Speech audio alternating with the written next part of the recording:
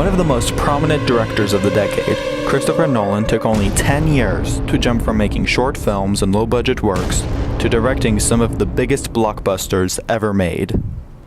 Nolan's work began in 1997 with the short Doodlebug. A very surrealist short, it portrays a man going mad as he tries to kill a bug that has infested his home.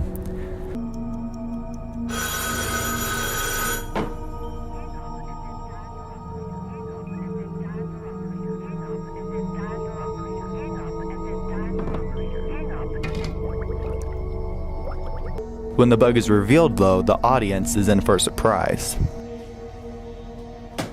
Notice how the bug moves once it is finally cornered.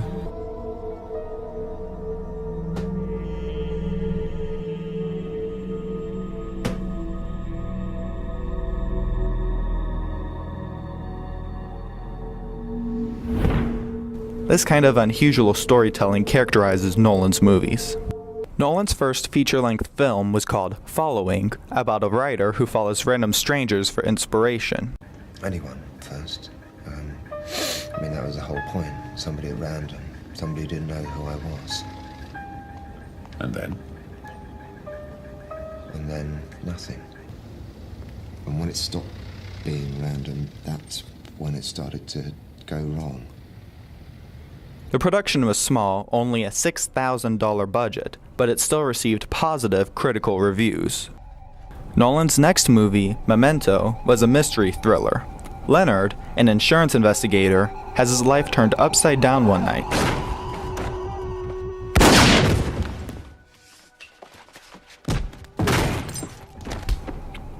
The blow damaged Leonard's mind. While he can remember everything before the attack, he is unable to form new memories. Leonard creates a system of photographs, notes, and tattoos to help remember important details, and ultimately track down his wife's killer. The story employs two timelines, one moving forward and one in reverse, which meet in the middle for one impressive twist, with plenty of loops and turns along the way. Okay, so what am I doing? Oh, I'm chasing this guy. No, he's chasing me. After Memento came Insomnia in 2002. A crime thriller starring Robin Williams and Al Pacino. The plot details a police officer trying to deal with guilt over his past while trying to track down a killer in an Alaskan town where the sun never sets. While Insomnia still received good reviews, it was Nolan's next movie that catapulted him to the front of popular culture.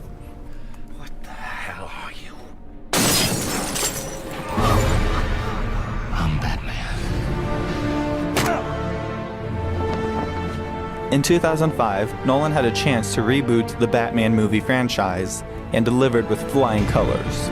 With his emphasis on realism and a dark, gritty tone, Nolan brought superhero movies into a new era.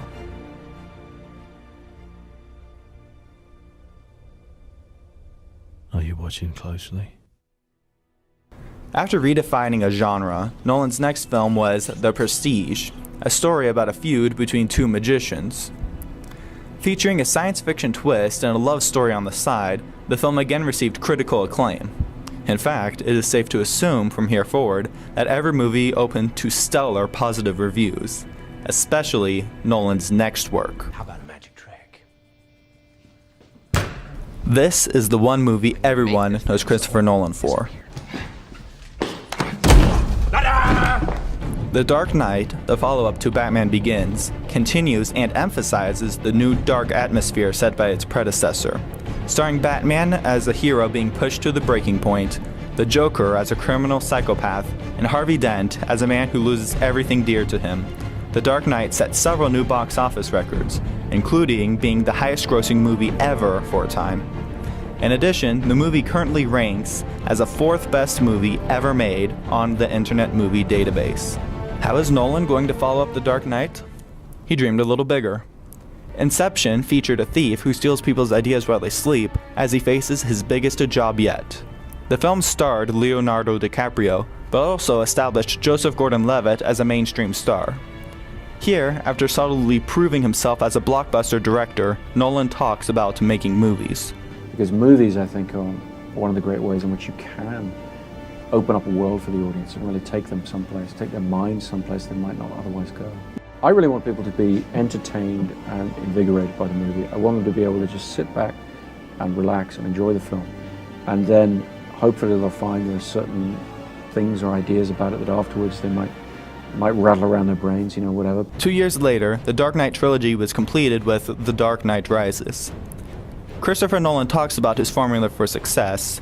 To be honest, we only go into a film if we know that we've got a story to tell, and we really felt like we needed to finish the story and put it together as one piece of work, one trilogy. And so we felt very strongly going into it that we had a story to tell, and that's the thing you really need.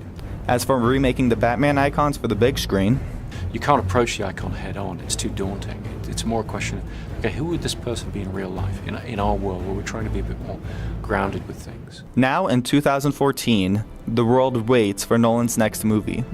A director who has reinvented comic book movies and wowed audiences time and again, Christopher Nolan will definitely impress the world this fall with Interstellar.